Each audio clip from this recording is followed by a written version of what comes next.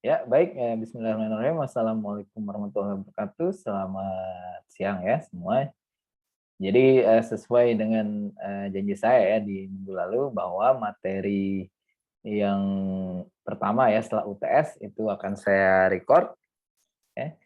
Jadi di pertemuan minggu kemarin ya, minggu lalu yang hari Jumat yang seharusnya mungkin live session ya, tapi saya sudah kedum record ini ya. Jadi eh, jadi nanti bisa diakses ya di Berajah video materi kita yang pertama setelah UTS ya. Jadi materi pertama setelah UTS itu terkait pengamanan sistem informasi enterprise ya. Oke.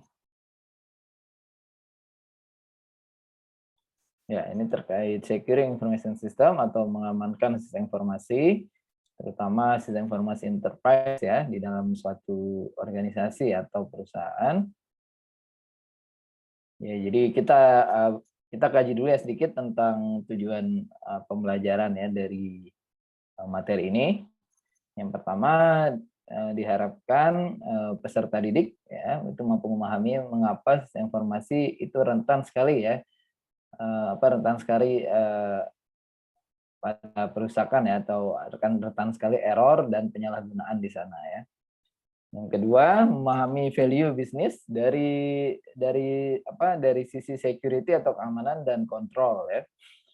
Yang ketiga, mengetahui apa aja tool yang digunakan ya, yang paling penting untuk melindungi sumber daya informasi ya. Jadi tools ini ya kalau sudah berbicara tools ya itu biasanya terkait dengan teknologi juga ya.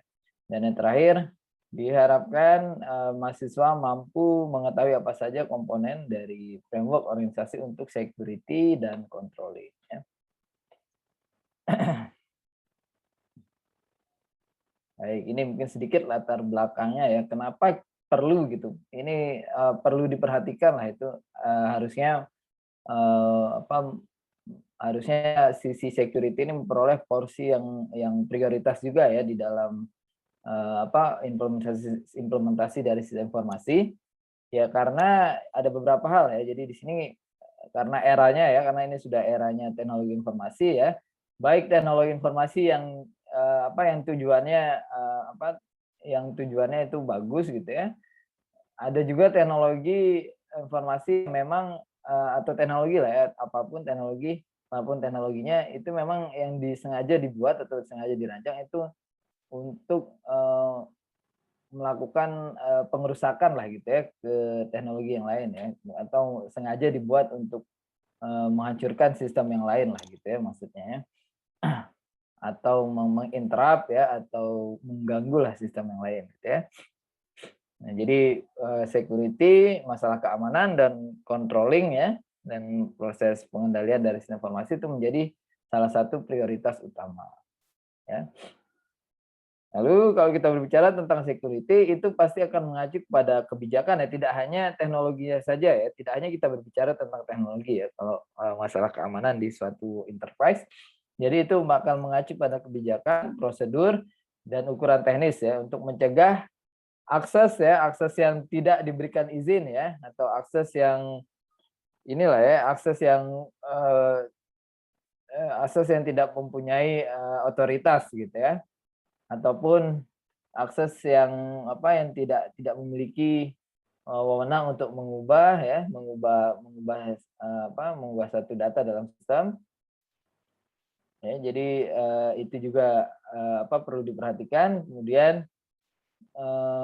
untuk mencegah pencurian data ya di sini maksudnya ataupun kerusakan fisik ya pada sistem informasi ya.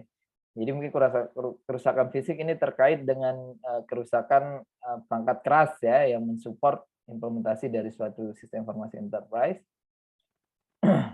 Lalu kalau kita berbicara tentang kontrol ya atau kendali, nah itu juga merupakan suatu kebijakan ya, metode dan SOP atau prosedur organisasi ya yang memastikan keamanan dari aset-aset dalam suatu organisasi ya. Kemudian memastikan juga adanya akurasi dan kehandalan ya dalam merekam data, merecord data, dan kesesuaian operasional terhadap standar dari suatu manajemen atau pengelolaan organisasi. Ya.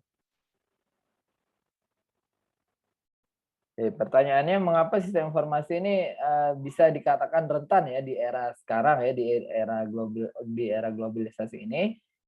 Karena di era sekarang ya, di era digital ini, itu data itu pasti akan disimpan dalam jumlah atau ukuran yang sangat sangat besar ya, dalam format elektronik gitu ya. Maka kalau sudah berada di dalam format elektronik, maka itu akan rentan ya terhadap berbagai jenis ancaman ya. Memang kalau dari sisi kerentanannya atau vulnerabilitasnya itu sebenarnya lebih lebih rentan ya data elektronik daripada yang data manual ya, karena teknologinya pun untuk meretas data itu sekarang juga semakin berkembang ya, karena era digital ini semakin berkembang juga, maka teknologi apapun ya, baik itu niatnya untuk kebaikan ataupun niatnya untuk merusak, itu bakal akan ada gitu ya, akan berkembang juga gitu ya. Yang kedua, melalui jaringan komunikasi ya, sistem informasi di lokasi yang berbeda dapat disambungkan ya. Karena adanya ini ya, karena bisa tersambung ya antara suatu sistem informasi ya di lokasi yang berbeda ya, terhubung dengan sistem informasi yang lain. Nah, itu juga memungkinkan nanti itu bisa di ini juga ya jaringannya, bisa diretas juga jaringannya, bisa diinterrupt lah jaringannya gitu ya. Oke, dan yang terakhir ya karena adanya potensi akses tanpa izin ya, atau adanya penyalahgunaan dari suatu hak otoritas ya, ataupun ada pemalsuan ya. Nah, itu dapat dapat saja terjadi pada berbagai titik akses di suatu jaringan ya, yang menghubungkan antara satu sistem informasi dengan sistem informasi yang lain.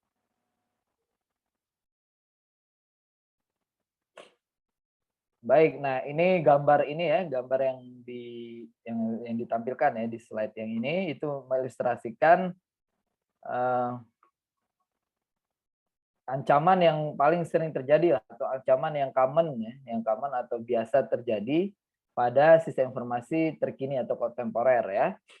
Nah, jadi ya, ancamannya itu bisa berupa teknikal ya ataupun berasal dari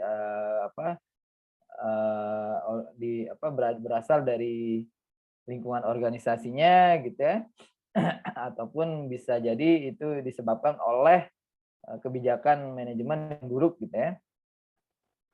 Nah, jadi kalau di sini kita lihat ada beberapa layer di sini ya, ada beberapa layer.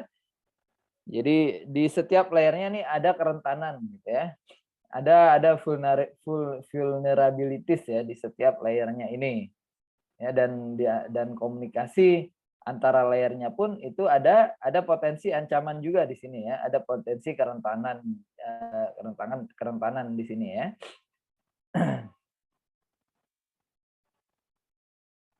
Nah, jadi user ya di sini kalau kita lihat ada beberapa layer ya, client, communication line, dan corporate server atau corporate system gitu ya.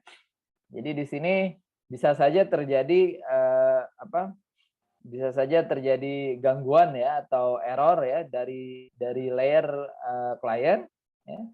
Nah, itu ada error di sini ya dari layer client. Nah, biasanya terjadinya karena adanya penyalahgunaan hak otorisasi ya. Jadi ini ya. Jadi ada klien yang di layer klien ini misalnya ada user yang masuk tanpa izin lah gitu ya. Atau mungkin ada intruder ya atau penyusup lah gitu ya dalam sistemnya ya. Yang seharusnya dia tidak punya otoritas untuk masuk ke dalam sistem.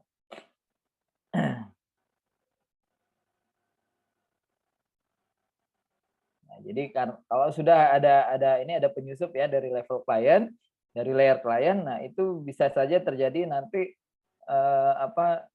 si penyusup ini memungkinkan untuk mengakses data ya, flow data dalam jaringan ya. Kemudian dia bisa mencuri data yang berharga ya selama proses transmisi gitu ya. Ataupun dia bisa mengirimkan pesan tanpa perlu otorisasi gitu ya.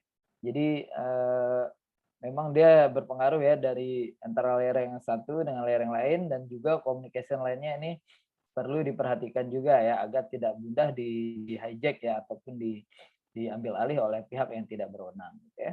Jadi di sini ada contoh ada contoh metode ininya mungkin retasnya gitu ya, ada tapping, sniffing ya, kemudian message alter, radiasi juga berpengaruh juga ya terhadap kerentanan ini ya, kerentanan jaringan dalam sistem informasi. Kemudian di level server ya itu ada hack, ada metode hacking ya di sini yang berbahaya. Kemudian virus ya, virus juga terkadang bisa menghapus data kita gitu ya. Dan lain sebagainya ya di sini ya.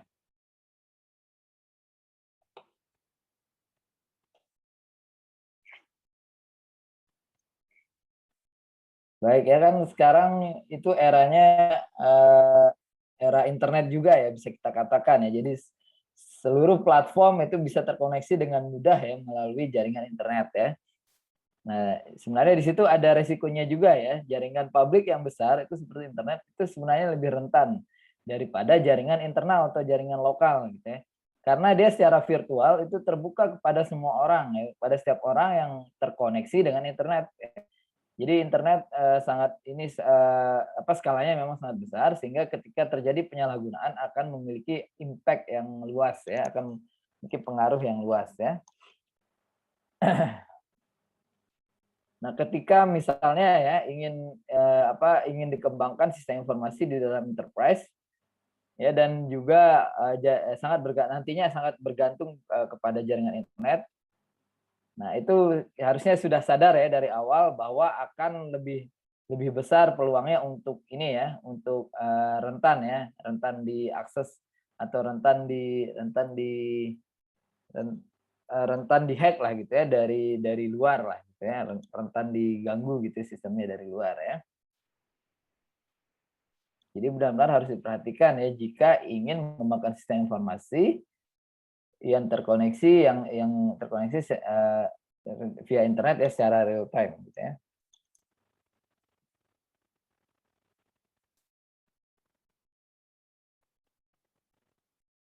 Lalu selanjutnya komputer yang terkoneksi melalui DSL atau Digital Subscriber Line. Ini untuk teknologi yang memungkinkan ya PC itu atau komputer bisa terhubung dengan internet. Itu lebih terbuka pada penetrasi dari luar ya, atau ancaman dari luar ya, karena menggunakan alamat internet tetap atau fixed address yang mudah diidentifikasi gitu ya. Lalu selanjutnya layanan telepon dari internet lebih rentan ya.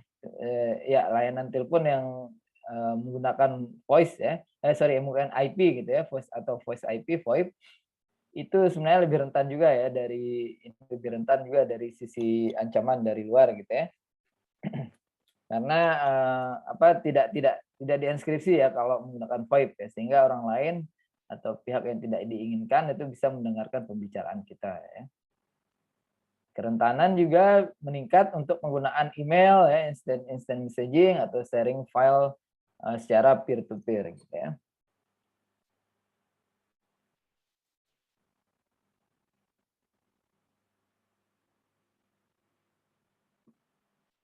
Oke, selanjutnya tantangan keamanan untuk teknologi wireless atau nirkabel gitu ya.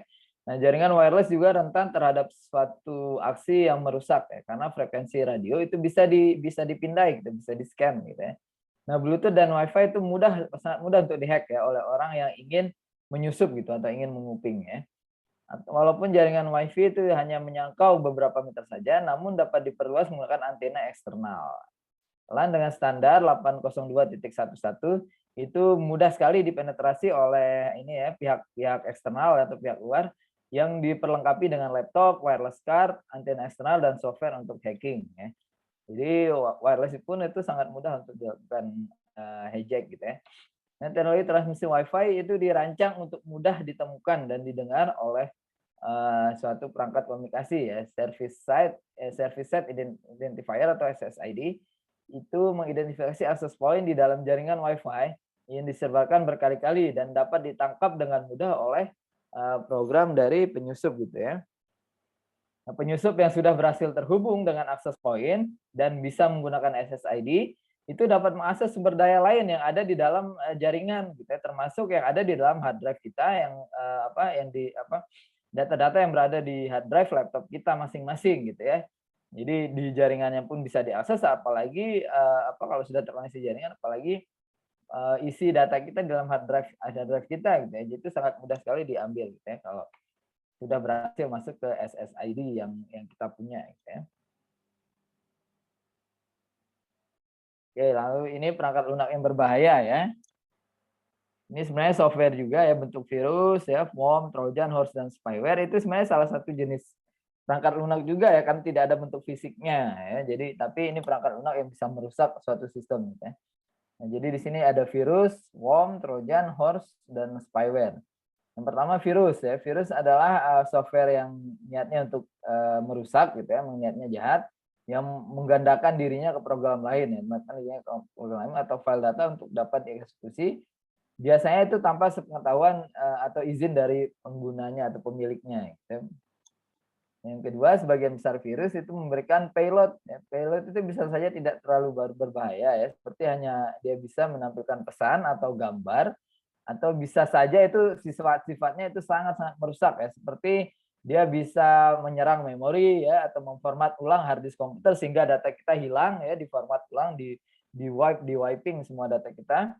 Itu menyebabkan hard drive kita kehilangan data, atau bahkan software kita, sistem yang kita punya tidak dapat berjalan sama sekali gitu ya.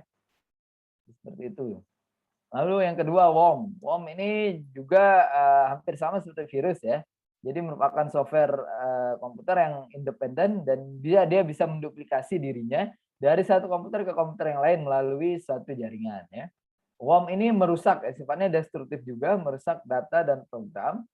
Dia bisa juga mengganggu ataupun mematikan operasi suatu jaringan komputer. Ini bisa lebih berbahaya lagi ya impact dari kerusakannya.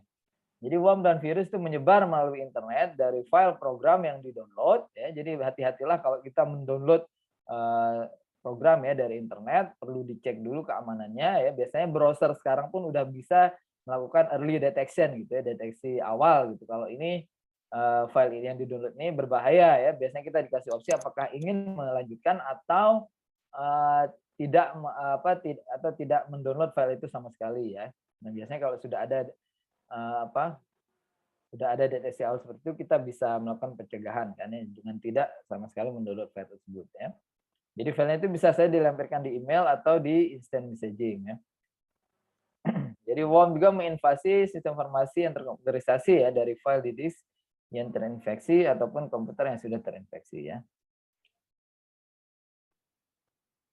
Biasanya Trojan horse ya, ini seperti nama ini ya, kuda Trojan gitu ya, seperti nama salah satu jenis binatang gitu ya. Nah, namun ini merupakan software juga ya. Kalau konteksnya konteksnya di dunia di dunia IT, Trojan horse ini merupakan software yang sangat-sangat berbahaya ya. Yang awalnya memang dia tidak terlalu membahayakan, tapi kemudian dia bisa melakukan sesuatu yang tidak kita harapkan lah gitu. Nah, ini bukan merupakan jenis virus karena tidak melakukan replikasi diri, tapi seringkali ini menjadi gateway utama ya, pintu utama masuknya virus atau kode-kode berbahaya ke dalam sistem kita ya, sistem yang kita bangun gitu ya, ke dalam PC komputer kita gitu ya. Misalnya spyware ya, spyware ini merupakan software juga yang menginstal diri sendiri, ini malah lebih ini lagi ya, lebih berbahaya lagi. Dia mampu menginstal diri sendiri ya secara diam-diam ya, namanya juga spy ya, secara diam-diam di dalam komputer kita untuk memonitor aktivitas web surfing ya, dan biasanya itu melayani ya, biasanya mungkin dari advertising ya, biasa ininya ya, biasanya kita kalau kita mengklik iklan yang biasanya kan banyak ya di internet sekarang iklan-iklan yang sifatnya spam gitu ya, hati-hati ya kalau yang sampai kita perlu kita perhatikan dulu, jangan sampai kita klik gitu ya, sebaiknya dihindari saja ya kalau iklan-iklan yang tidak kalian kenal gitu ya produknya, itu dihindari saja ya klik iklan tersebut. Nah, bisa saja di dalamnya itu disisipkan spyware ini ya. Jadi banyak user yang merasa terganggu dengan adanya spyware ini ya, karena dia memonitoring aktivitas surfing kita ya di internet gitu ya. Dan kritik muncul atas pelanggaran privasi ya pengguna komputer ya. Nah, ada beberapa spyware yang bersifat sangat berbahaya. Ini bentuk serangan-serangan lainnya juga ya. Ada serangan SQL injection ya, saya rasa juga kalian mungkin familiar dengan istilah SQL injection ya. Nah, ini merupakan malware ya, ancaman malware terbesar, dan dia mengambil keuntungan dari kerentanan suatu aplikasi website ya, aplikasi berbasis website yang kodenya tuh lemah ya, shortcut-nya tuh lemah ya, tidak ada sekuritas ya di dalam source code-nya gitu ya, tidak ada secure-nya gitu ya source code-nya. Nah, untuk memasukkan kode program yang berbahaya ke dalam sistem ya dan jaringan yang dimiliki oleh suatu perusahaan gitu ya. Nah, kerentanan ini terjadi ketika aplikasi berbasis web itu gagal untuk memvalidasi atau memfilter data yang dimasukkan oleh pengguna di halaman web. Ya, ketika memesan ketika menggunakan sistem tersebut secara online. Nah, caranya metode yang dilakukan adalah memasukkan SQL query ya, query SQL ke dalam database. Nah, ini bahaya sekali ya, dia bisa mengakses database yang dimiliki oleh suatu sistem dan bisa menanamkan kode berbahaya di sana ya, atau mengakses sistem lain ya di dalam jaringan ya. Oke, lalu selanjutnya ya terkait ini dengan hacker ya dan kejahatan komputer. Jadi hacker itu adalah orangnya ya, bukan aktivitasnya ya. Kalau aktivitasnya dinamakan hacking ya. Kalau hacker itu adalah individunya yang melakukan aktivitas hacking. Nah, ini dia berniat mendapatkan akses tanpa izin ya ke dalam satu sistem komputasi gitu ya. Satu sistem informasi ataupun sistem komputer ya. Nah, di dalam komunitas hacker, istilah cracker itu digunakan untuk menunjuk pada hacker dengan niat yang jahat ya. Jadi ada hacker juga yang yang memang tujuannya ada white hacker gitu ya, yang baik gitu ya, yang memang ingin misalnya ada sistem yang di-hack gitu ya, dan dia ingin mengembalikan sistem tersebut ya agar menjadi normal kembali ya, itu disebut dengan white hacker gitu ya, dengan menyerang kembali si cracker ini ya, yang hacker yang punya niat jahat gitu ya. Nah, hacker dan cracker mendapatkan akses dengan memanfaatkan celah proteksi keamanan yang digunakan oleh suatu aplikasi berbasis website dan suatu sistem komputasi itu sistem komputer gitu ya. Aktivitas hacker itu makin luas melebihi sekedar menginterupsi suatu sistem ya untuk mencuri data atau informasi. Ya, di situ juga dia bisa melakukan destruksi ya, kerusakan sistem ya dengan mengutak-atik source code-nya, atau cyber vandalism ya, niatnya memang untuk mengacau gitu ya, membuat suatu kekacauan ya dalam satu informasi, defacement ya, atau diubah gitu ya, diubah tampilan dari website kita gitu ya, atau bahkan dia sama sekali merusak atau benar-benar merusak ya suatu sistem informasi perusahaan gitu ya. Ya, biasanya itu merupakan dari saingan bisnisnya gitu, kompetitornya ya, itu memang harus diwaspadai gitu ya. Bukannya suzon gitu ya, itu sebagai bentuk perlindungan atau pencegahan awal gitu ya. Ya, karena sekarang eranya digital ya, yang saya jelaskan sebelumnya tadi, jadi data kita itu sangat rentan ya atau sistem kita sangat rentan untuk dirusak. Lalu yang biasanya teknik yang digunakan oleh hacker ini dinamakan spoofing ya. Spoofing itu biasanya di sini hacker berusaha itu menyembunyikan identitas aslinya ya dengan menggunakan alamat email palsu ya, atau bersembunyi di balik identitas orang lain ya. Termasuk juga meredirect link web ke alamat web yang bukan seharusnya ya. Lalu selanjutnya misalnya hacker mengarahkan pelanggan ke website palsu yang hampir mirip dengan situs aslinya ya, biasanya kita ini ya ditipu ya dengan fake website gitu. Misalnya domainnya dimiripin gitu ya. Makanya perlu kalian perhatikan benar-benar ya kalau mengakses domain suatu website ya, apakah itu domainnya sudah sesuai atau tidak ya. Biasanya itu ya misalnya domainnya misalnya apa ya, misalnya mau akses tokopedia.com ya, misalnya ini teknik spoofing ini, dia membuat domain baru, website baru yang persis tampilannya dengan website misalnya tokopedia.com tadi ya contohnya, tapi domainnya tuh diganti sedikit, misalnya Tokopedian misalnya. Nah, biasanya kan orang kalau sudah biasa buka Tokopedia ya, biasanya dia langsung kan, langsung saja gitu tidak diperluin apakah itu udah benar spellingnya atau tidak gitu, atau apakah itu domainnya tidak typo atau gimana gitu ya. Jadi itu perlu kita perhatikan juga. Biasanya gitu ya teknik dari spoofing ini gitu ya. Dia menipu kita yang pertama dari nama domain, lalu tampilannya dibuat persis ya dengan website aslinya gitu ya. Kemudian sniffing, teknik yang kedua sniffing. Yang di sini ada aplikasinya itu sniffer ya, programnya sniffer, melakukan aplikasinya secara diam-diam memonitor informasi yang lalu lalang di jaringan ya, seperti spyware juga ini ya. Jadi dia bekerjanya secara diam-diam ya. Nah, jika digunakan secara legal ya, sniffer ini dapat membantu mendeteksi potensi masalah jaringan. Nah, ini maksudnya yang tadi ya, yang dia memanfaatkan metode hacking ya untuk tujuan yang baik gitu ya, atau white hacker tadi ya. Jadi dipakainya untuk mendeteksi potensi masalah jaringan atau aktivitas kriminal di jaringan. Namun itu bisa sifatnya destruktif, bisa merusak jika digunakan untuk kejahatan. Sniffer ini memungkinkan hacker untuk mencuri informasi penting dari jaringan seperti email, file perusahaan, dan laporan-laporan rahasia. Lalu teknik yang selanjutnya itu adalah DOS ya, DOS atau Denial of Service Attack. Nah, di sini tekniknya si hacker itu membanjiri ya suatu server jaringan atau web dengan request ya, dengan ribuan komunikasi yang salah atau request yang salah untuk membuat jaringan tersebut overload dan crash gitu ya nantinya gitu ya. Nah, serangan di DOS itu menggunakan banyak komputer. Kalau DOS itu misalnya menggunakan satu komputer, nah kalau di DOS itu menggunakan banyak komputer, distributed DOS itu dia sengaja membanjiri dan memenuhi jaringan dari berbagai macam titik luncur ya ataupun titik hacknya, titik aktivitas hackingnya gitu ya. Nah, walaupun di sini dia tidak merusak informasi, tetapi dapat merugikan dengan terhentinya operasional ya. Jadi bisa berhenti sementara gitu ya karena adanya serangan DOS ini. Pelaku serangan DOS ini seringkali menggunakan ribuan komputer zombie ya, zombie atau yang tidak terdeteksi gitu ya IP-nya. Itu yang sudah terinfeksi malware ya tanpa sepengetahuan pemiliknya dan di Indonesia menjadi botnet ya.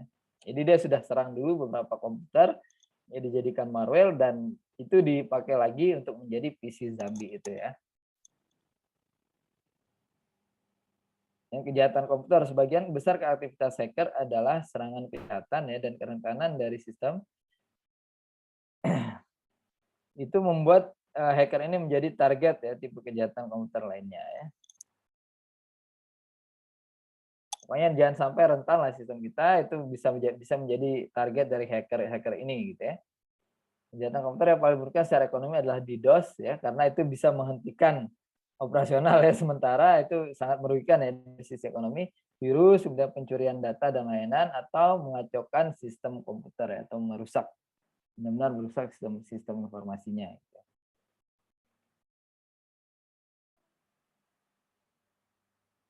Ini ada pencurian identitas ya, pencurian data yang berada dalam sistem informasi. Ini juga bentuk dari serangan cyber ya yang sifatnya merugikan juga dan sangat berbahaya. Ya, dengan pertumbuhan internet dan e-commerce, pencurian identitas ya, karena biasa ya di dalam kita mendaftarkan diri ke dalam e-commerce itu kita harus melengkapi data-data diri kita terlebih dahulu ya. Nah, itu resikonya ya bisa jadi data kita nanti bisa dicuri orang gitu ya. Nah, ini menjadi masalah yang concern juga ya. Ini termasuk masalah yang masih sering terjadi ya di era ini gitu ya, di era digital ini. Ya, kalian tahu sendiri kemarin ada kebocoran data di Tokopedia, kemudian di mana ya kalau nggak salah ya, yang di aplikasi untuk vaksin itu juga, itu kan kemarin ada kebocoran data juga ya. Ini merupakan kejahatan di mana penipu itu mencari informasi personal seperti SSIN atau NIK lah ya, nomor SIM, nomor kartu kredit ya, untuk menyamar jadi orang tersebut. Gitu.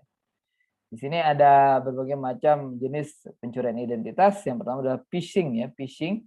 Nah, ini salah satu cara yang populer dalam bentuk spoofing ya. Ini spoofing juga ya, salah bentuk teknik spoofing.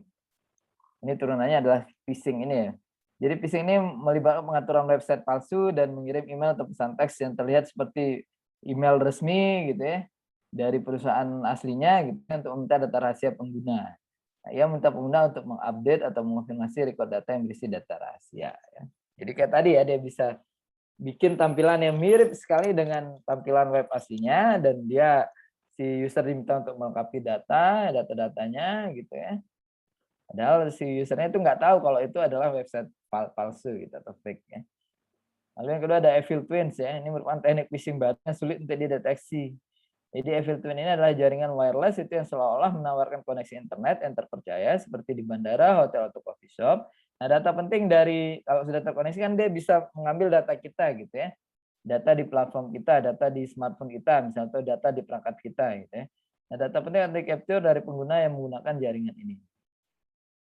Misalnya adalah farming ya. Nah, ini marah pengguna situs palsu ya, bahkan ketika pengguna menggunakan alamat yang benar di browser gitu. Jadi mungkin saja jika pelaku memiliki akses ke dalam informasi alamat internet yang tersimpan di ISP-nya ya, di providernya melalui program yang celah di servernya dan dimungkinkan untuk dihack dan dirubah alamatnya ya. Itu.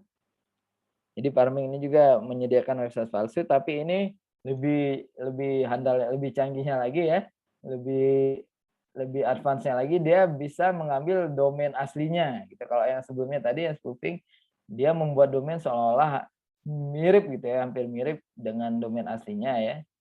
Jadi supaya terkecoh gitu ya penggunanya. Kalau ini domainnya pun sama, tapi tampilannya tuh apa, website-nya tuh bukan website resmi gitu ya.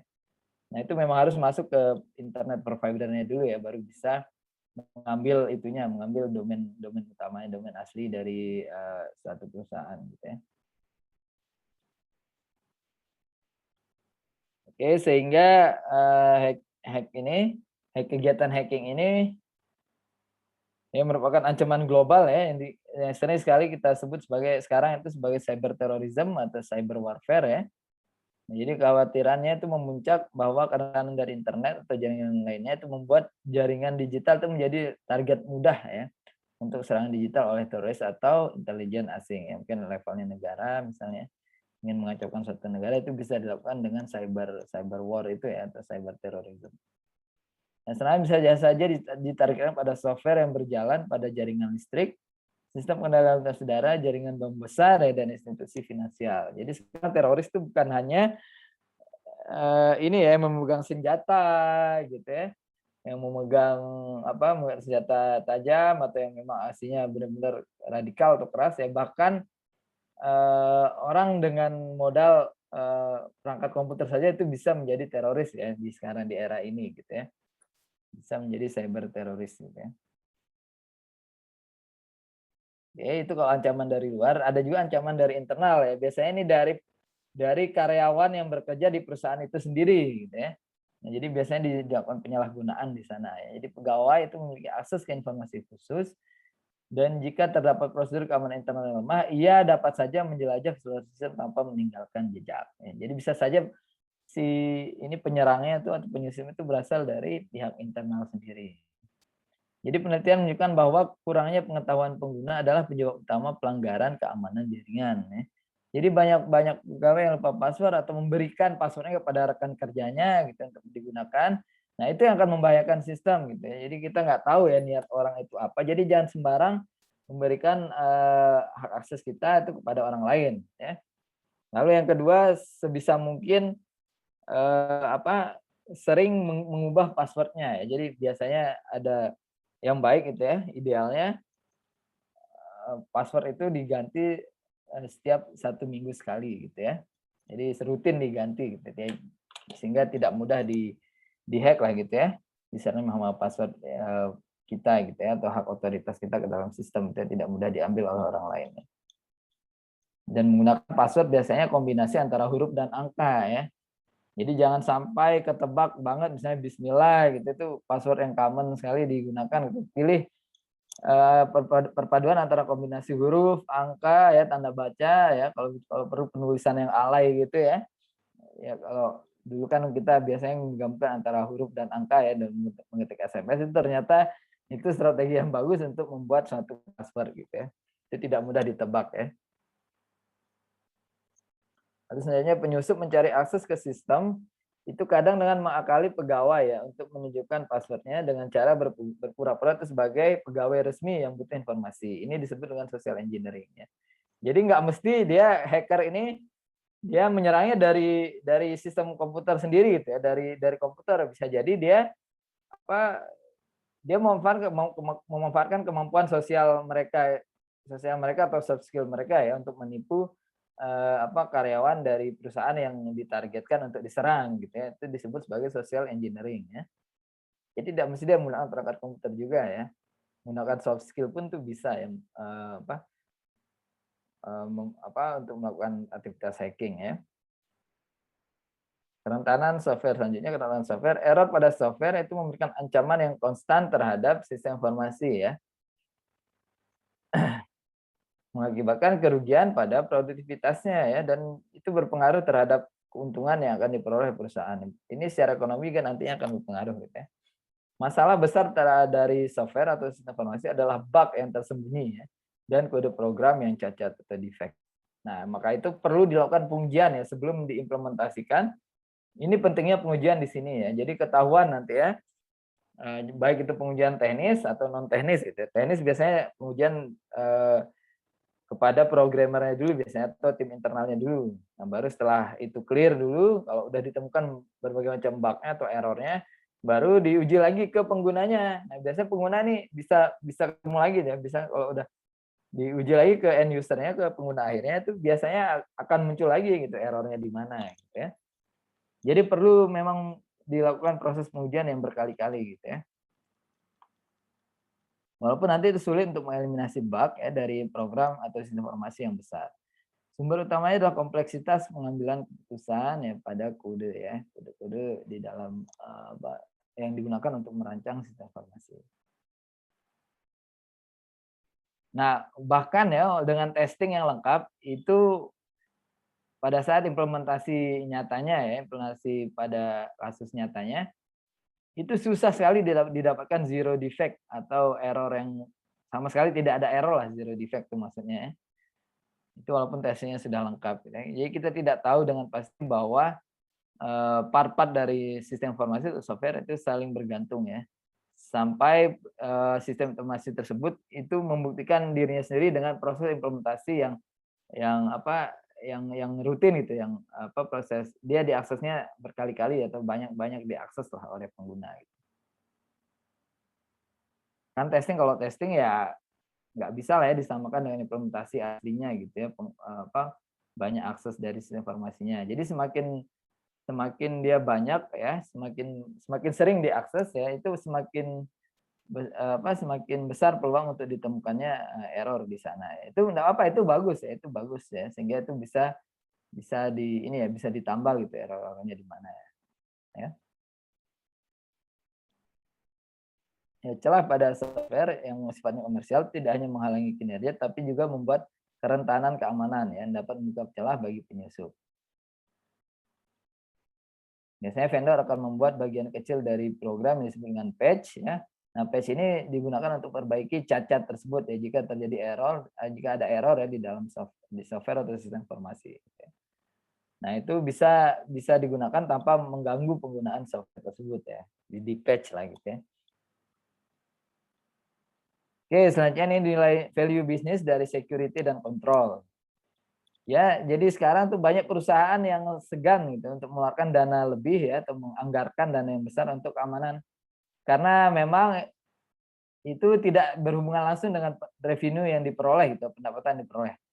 Namun sebenarnya melindungi sistem informasi itu sangat penting ya untuk operasional bisnis gitu ya. Sebenarnya harusnya disadari itu ya, kalau error sistemnya ya bagaimana caranya sistem tersebut bisa menunjang operasional bisnis gitu ya. Bagaimana akan menunjang transaksi di dalam sistem informasinya gitu ya kalau sistemnya error gitu ya. Jadi itu harus disadari ya oleh ini ya top manajemen gitu ya dalam suatu perusahaan. Jadi perusahaan memiliki informasi yang sangat berharga untuk dilindungi. Ya, seperti aset finansial, ya, informasi aset finansial, medical record ya kalau di rumah sakit, kinerja dari setiap karyawan ya dalam perusahaan, atau berisi informasi ya rencana operasional dari suatu perusahaan dan rencana pengembangan produk baru atau strategi pemasaran biasanya itu Di dalam sistem informasi enterprise itu ada semua datanya ataupun informasinya ya. Kalau dari pemerintahan ya, kalau pemerintahan itu bisa jadi mencari informasi sistem persenjataan, ya, operasi intelijen dan target militer. Nah, ini bahaya sekali kalau bocor gitu ya, atau bisa dijual ke negara yang lain, itu bahaya sekali ya. Untuk keamanan ini ya, untuk pertahanan dan keamanan negara itu sangat berbahaya. Ya, security dan kontrol yang tidak baik itu akan mengarah pada tanggung jawab hukum yang serius ya. Jadi perlindungan tidak hanya pada aset informasi sendiri, tapi juga untuk pelanggan, karena itu terkait pelanggan biasanya SIE kan. Sistem-sistem yang ada dalam enterprise itu terkait dengan pelanggan atau pegawai dan rekan bisnis yang lain gitu ya. Jadi tidak hanya aset informasi internal perusahaannya saja ya, itu bisa jadi nanti di sana bisa dituntut kita ya oleh pelanggan atau rekan bisnis gitu ya, ataupun karyawannya. Gitu. Nah, perusahaan bisa dikenakan kutukan jika gagal dalam menjamin ya keamanan ya untuk mencegah hilangnya informasi rahasia, data ataupun pelanggaran privasi. Ya.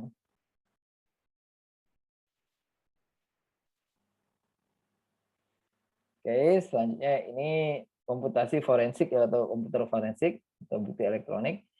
Nah, komputer forensik adalah pengumpulan, pemeriksaan, autentikasi, penyimpanan, dan analisis secara ilmiah ya pada data yang ada di dalam sistem informasi yang memang diambil dari media penyimpanan ya atau storage yang di dalam servernya misalnya, sehingga informasi dapat digunakan sebagai bukti ya di pengadilan hukum. Ya, jadi jadi mungkin bisa salah satu strategi dari ini ya untuk mungkin bisa juga untuk sebagai pembelaan ya, karena memang bukan keinginan dari dari perusahaannya gitu, ingin dihack gitu ya. Kadang itu di luar kendali perusahaan ya kalau sudah ada kerusakan yang tidak diduga gitu ya. Nah, untuk sebenarnya untuk inilah ya membela diri lah gitu ya si perusahaannya. Nah, maka harus ada komputer forensik untuk men-tracing ya bahwa ini bukan sepenuhnya kesalahan perusahaan itu gitu ya. Jadi bukti elektronik ini bisa saja berada pada komputer dalam bentuk file komputer atau data yang tidak dapat dilihat oleh pengguna secara umum. Contohnya file yang sudah dihapus dari komputer yang bisa dikembangkan dengan berbagai teknik ya. Ahli komputer forensik akan menggunakan data yang tersembunyi untuk disajikan sebagai bukti ya. Nah, kesadaran tentang komputer forensik itu sebaiknya termasuk ke dalam planningnya ya, planning rencana darurat suatu perusahaan. Karena itu bisa ini ya, jadi bukti kuat kita bahwa bukan sepenuhnya perusahaan itu yang salah. Ataupun data itu sebenarnya bisa dibalikin lagi gitu ya kalau ada tuntutan. Gitu ya. Oke, lalu selanjutnya teknologi dan tool untuk perlindungan sumber daya informasi. Sama ini terkait manajemen identitas dan autentikasi ya. Perusahaan skala menengah dan skala besar itu memiliki infrastruktur TI atau IT yang kompleks dan memiliki banyak sistem ya. Masing-masing sistem itu dengan pengguna yang berbeda-beda. Jadi software manajemen identitas itu mengotomatisasi proses yang menjaga jejak semua pengguna ya dan otoritasnya pada setiap sistem dan memberi tiap pengguna identitas digital unik untuk mengakses setiap sistem ya. Nah, ini ada teknologi single sign on ya sekarang yang digunakan SSU. Nah, itu satu akun tuh bisa mengakses banyak sistem. Contohnya yang terdekat saja ya, yang di SIAKAT yang kalian akses ya, di SIA Unram. Nah, itu sebenarnya udah menggunakan SSU ya. Jadi kalian bisa mengakses sistem akademik, kemudian sistem PKL ya dengan menggunakan satu akun saja ya. Untuk bisa mengakses sistem pengguna harus memiliki hak dan terautentikasi ya, harus punya otoritas lah itu ya, untuk masuk ke dalam sistem. Autentikasi mengacu pada kemampuan untuk mengetahui bahwa seseorang itu benar ya, itu sesuai dengan klaimnya. Contoh itu adanya penggunaan password ya untuk memastikan bahwa benar orang itu yang masuk ke dalam sistemnya ya. Dan ingat password itu harus rutin kita ganti ya. Teknologi autentikasi yang baru sekarang ada token ya, ada smart card ya, biometrik bisa menggunakan sidik jari ataupun retina ya.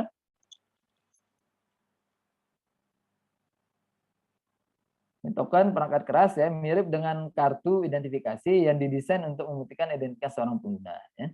Lalu yang kedua ada smart card ya, ini smart card ini perangkat seperti kartu ya, kartu kredit ya, kartu fisiknya yang berisi chip, di dalamnya ada chip. Nah, itu diformat dengan izin akses dan juga data kita ya, data yang lain ya. Nah, reader ini yang akan membaca data kita ya. apakah ini udah benar? Nah, ini data yang di dalam smart card itu adalah data orang tersebut gitu ya. Readernya akan menginterpretasi data pada smart card.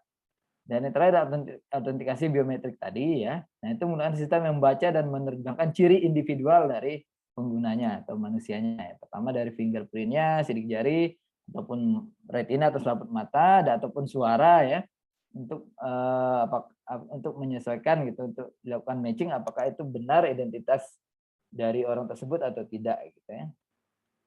Nah, ini berdasarkan pengukuran ciri fisik atau perilaku yang membuat setiap individu itu unik yang berbeda satu sama lain. Lalu yang selanjutnya ini untuk teknik pencegahan ya di dalam satu sistem komputasi yang besar itu adalah menggunakan firewall dan intrusion detection system dan antivirus software ya. Nah, ini ya untuk mencegah serangan lah gitu ya. Pertama firewall ya, itu mencegah user yang tidak mempunyai akses atau yang tidak berwenang untuk masuk ke dalam jaringan pribadi ya. Nah, ini merupakan firewall ini merupakan gabungan antara hardware dan software. Itu fungsinya mengontrol aliran lalu lintas keluar dan masuk jaringan. Nah, ini untuk membuat firewall yang baik, administrator tuh harus menjaga detail-detail aturan internal ya dalam mengidentifikasi user gitu, aplikasi ataupun alamat yang diperbolehkan ataupun mana alamat IP yang tidak diperbolehkan gitu atau ditolak. Nah, firewall ini bisa menghalangi namun tidak sepenuhnya bisa mencegah ya. Jadi penetrasi jaringan oleh orang luar tetap kita lihat sebagai satu elemen di dalam rencana keseluruhan keamanan ya. Jadi ini sebagai pintu awal keamanannya lah firewall ya, dindingnya. Namun tidak menjamin juga bahwa bisa mencegah serangan ya, tidak sepenuhnya bisa mencegah serangan.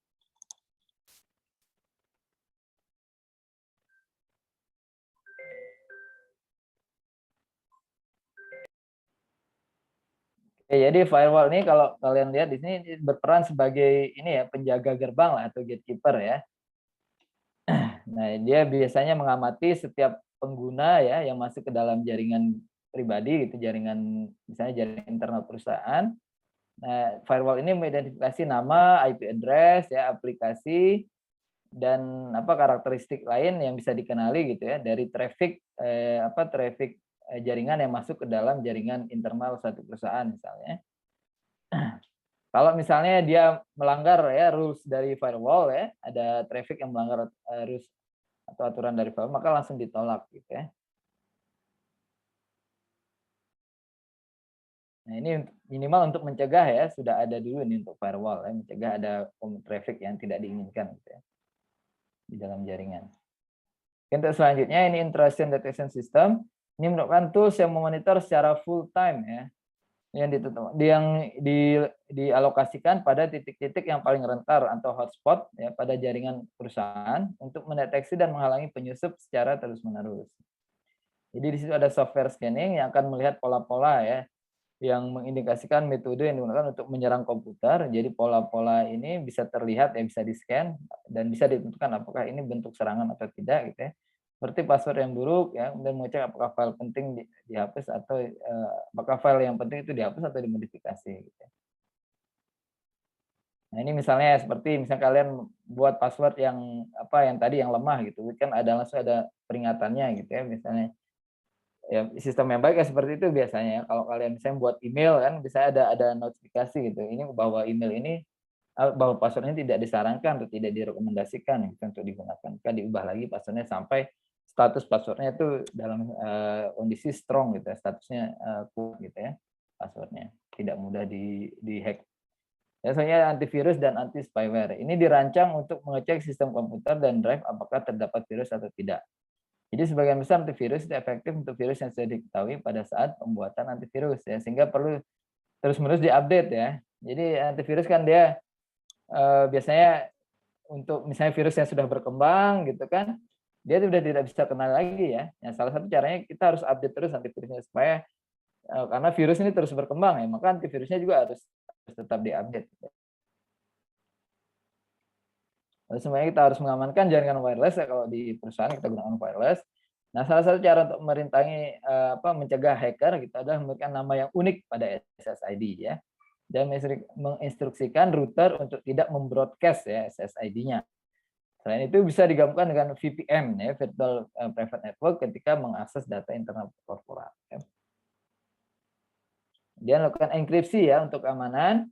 Jadi banyak bisnis itu menggunakan enkripsi untuk melindungi informasi digital yang disimpan, melakukan transfer secara fisik atau pengiriman melalui internet ya. Jadi langsung dibungkus lah enkripsi itu dibungkus secara aman gitu ya, ataupun dikawal secara aman ya. Jadi tidak dikenali gitu ya informasinya begitu sudah dienkripsi ya. Enkripsi adalah proses merubah teks biasa atau data ke dalam kepingan teks yang tidak dapat dibaca, ya, tidak bisa dikenali oleh intruder atau penyusup selain pengirim dan penerima. Data dienkripsi dengan menggunakan kode numerik rahasia, ya, disebut dengan kunci enkripsi, merubah teks biasa menjadi teks cipher namanya, berupa kode-kode rahasia lah, kode-kode angka numerik. Nah, pesan harus begitu nyampe di penerima itu harus didekripsi ya, dilepas gitu ya, bungkusannya, paketannya. Nah, itu biasanya udah dilakukan secara otomatis sekarang ya. Jadi pengguna akhir tidak perlu tahu ya bagaimana cara mengenkripsi ataupun melakukan dekripsi ya, dekripsi. Jadi terdapat dua metode untuk mengenkripsi lalu lintas data untuk web, yaitu SSL dan SHTTP ya sekarang. SSL yaitu Secure Socket Layer. Ya, SSL yang merupakan suksesor dari Transport Layer Security atau TLS. Nah, ini mungkin klien dan server menggunakan enkripsi dan dekripsi saat berkomunikasi satu sama lain selama sesi webnya aman ya. Biasanya ini untuk platform website ya. Makanya ini kalau mengakses website kalian harus bisa perhatikan apakah dia udah pakai SSL atau tidak ya. Biasanya ada HTTPS ya, ada S-nya di belakang ya. Dia ada Secure Hypertext Transfer Protocol atau SHTTP. Nah, ini ya ada HTTPS misalnya kalau masuk tuh berarti websitenya tuh insya Allah aman lah gitu ya, ada secure. Jadi merupakan protokol ini digunakan untuk mengenkripsi aliran data melalui internet, tapi terbatas pada pesan individual. Nah, kan SSL dan TSL didesain untuk koneksi yang aman antara dua komputer. Nah, ini ada pengembangan, ada kerangka kerjanya ya untuk security dan control ini ada framework-nya sendiri. Jadi untuk kontrol sistem informasi, nah ini ada kontrol umum ya, di sini mengelola desain keamanan dan program komputer dan keamanan dari file data pada umumnya itu di seluruh infrastruktur IT organisasi ya. Ini ada framework-nya ya untuk yang untuk security dan control juga ya.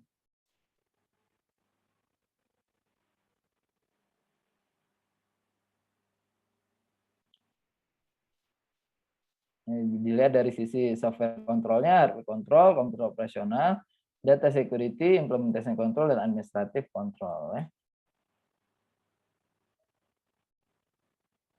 Terumum udah ada kontrol aplikasi ya. Nah ini merupakan pengendalian khusus untuk setiap aplikasi yang sudah terkomputerisasi, seperti payroll atau pemrosesan pesanan order gitu ya. Di sini mencakup prosedur manual dan otomatis yang penting bawahannya data yang sah saja yang akan diproses oleh aplikasi. Jadi sini ada 3 proses kontrol yaitu ada tiga kontrol yaitu input, proses dan output gitu ya controllingnya. Kalau yang input dia mengecek kelengkapan dan akurasi data ketika masuk ke dalam sistem. Kalau yang kontrol dia memastikan data lengkap dan akurat ketika akan diupdate. Kemudian kalau output itu memastikan hasil pemrosesan komputer akurat, lengkap dan terdistribusi dengan benar. Dan ada risk assessment ya. Jadi ini harus kita assessment ya resikonya sejauh apa gitu nantinya kalau ada ancaman gitu ya atau ada serangan dari luar. Nah, di sini ada penaksiran risiko, estimasi risiko. Nah, itu menentukan level risiko pada perusahaan jika suatu aktivitas tidak dilakukan dengan tepat. Ya. Yang kedua, tidak semua risiko bisa diantisipasi dan diukur. Namun sebagian besar bisnis dapat mendapatkan pengetahuan, pemahaman tentang risiko yang akan dihadapi minimal dia sudah punya pemahaman atau pengetahuan bahwa risiko yang akan terjadi itu akan seperti apa. Jadi mungkin bisa jadi tidak semua risiko itu bisa terukur gitu ya. Jika risiko sudah ditaksir atau diestimasi, pengembang sistem nanti bisa fokus ya terhadap titik-titik kontrol dengan kerentanan yang paling tinggi ya dan biasanya berpotensi menimbulkan kerugian. Yang kedua harus ada security policy, ya ada kebijakan keamanan. Jadi setelah dilakukan risk assessment atau taksiran risiko, itu harus dilakukan dibuat suatu kebijakan keamanan gitu ya. Supaya memastikan bahwa keamanan itu dijalankan ya, proses SOP keamanan tersebut dijalankan. Ya, itu tujuannya untuk melindungi aset perusahaan. Ya, kebijakan keamanan terdiri atas pernyataan-pernyataan ya peringkat risiko dari satu informasi, menentukan tujuan keamanan yang bisa diterima ya, dan menentukan mekanisme untuk mencapai tujuan tersebut.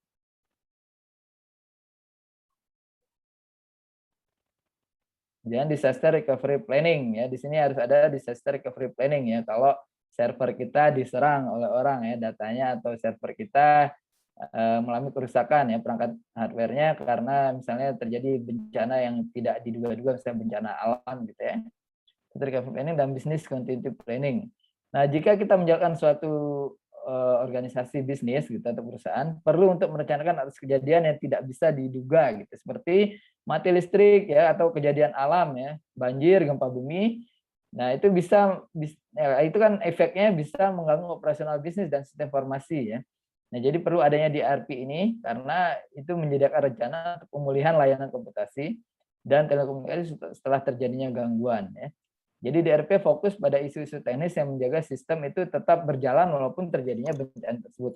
Biasanya perangkatnya ya yang membackup perangkat utamanya, perangkat ini kita berbicara tentang hardware ya. Biasanya kan langsung yang terdampak adalah perangkat kerasnya ya kalau terjadi bencana alam ya. Biasanya kalau untuk DRP itu untuk pemulihan ya, pemulihan sistemnya supaya tetap bisa berjalan dengan normal. Itu perangkat kerasnya harus berada di tempat yang lain, di lokasi yang lain, gitu ya. Yang itu harus di ini juga ya, di analisis juga ya, di mana kira-kira lokasi yang aman ya atau aman dari bencana, gitu ya. Nah itu bisa dijadikan tempat untuk backup ya sistem kita, gitu, sistem perusahaan kita. Kemudian yang terakhir untuk BCP ya, untuk business continuity planning, itu fokus pada bagaimana perusahaan dapat mengembalikan operasional bisnis setelah bencana terjadi. Nah, kalau yang di ERP kan dia fokus terhadap isu teknis gitu ya, untuk membackup data biasanya yang lebih teknikal. Nah, kalau BCP ini lebih fokus pada bagaimana sih nanti bisnis ini bisa berjalan setelah bencananya terjadi gitu ya. Jadi seperti itu. BCP mengidentifikasi proses bisnis utama dan menentukan rencana tindakan untuk menangani fungsi misi penting jika sistemnya down. Ya. Baik, ya saya rasa sampai sini ya untuk materi terkait pengamanan informasi ya serta infrastruktur teknologi pendukung keamanan dan controllingnya gitu ya. Nah, jadi di sini untuk tugasnya ya, untuk tugas kelompoknya. Jadi kalian cari satu kasus ya, implementasi cari satu kasus implementasi informasi enterprise ya yang mengalami ini ya, yang mengalami serangan gitu ya ataupun mengalami ini ya, mengalami kerusakan yang besar ya di dalam sistemnya, bisa bisa jadi mungkin serangan dari hacker ataupun karena adanya bencana gitu ya. Itu kalian cari coba kasusnya ya di suatu perusahaan apa gitu ya. Kalian jelaskan ya. Kemudian nanti kalian gali juga ya bagaimana cara perusahaan tersebut itu bisa merecover ya layanan sistemnya gitu ya, melakukan pemulihan sistemnya itu seperti apa? Apakah dia punya rencana untuk disaster recovery kah ya ataupun dia punya teknologi pengamanan yang ekstra gitu ya untuk segera mengembalikan layanannya ya secara normal kembali gitu ya. Jadi itu coba kalian gali ya bagaimana metode perusahaan tersebut bisa bisa ini ya bisa recover dengan cepat ya setelah terjadinya serangan dari luar ataupun terjadinya bencana yang tidak diduga gitu ya. Jadi jelaskan dulu serangannya atau bencananya, kemudian berdampak pada layanan yang mana, kemudian bagaimana cara perusahaan tersebut bisa recover dengan cepat ya, pulih dengan cepat ya, metode apa yang mereka gunakan ya. Coba itu kalian gali ya, satu studi kasus saja ya. Nah, kemudian nanti kalian ini ya, kalian buatkan ya dokumen laporannya seperti biasa. Kemudian mungkin bisa bisa dipresentasikan langsung ya di pertemuan ketiga setelah UTS ya di minggu depannya ya. Oke. Nah, atau nanti saya infoin selanjutnya bagaimana bentuk presentasinya di Berajah ya. Baik ya, sekian dari saya ya untuk materi terkait pengamanan sistem informasi. Terima kasih. Wassalamualaikum warahmatullahi wabarakatuh. Selamat siang.